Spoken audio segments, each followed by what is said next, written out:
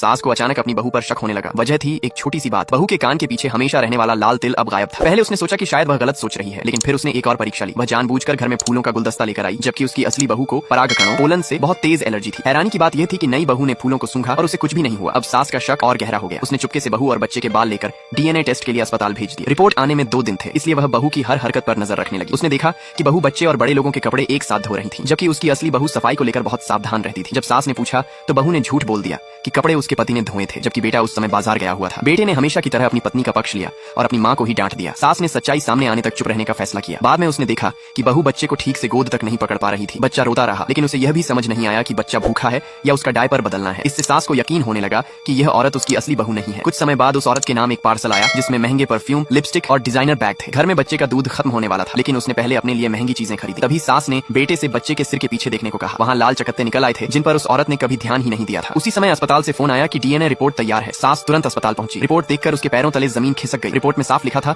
कि बच्चा और यह औरत जैविक रूप से माँ बेटे नहीं थे। अब यह साबित हो चुका था कि घर में रहने वाली बहू एक नकली औरत थी। गुस्से से भरी सास घर लौटी, डीएनए रिपोर्ट उस औरत के सामने फेंक दी और गरजते हुए बोली, सच सच बता, मेरी असली बहू कहाँ है?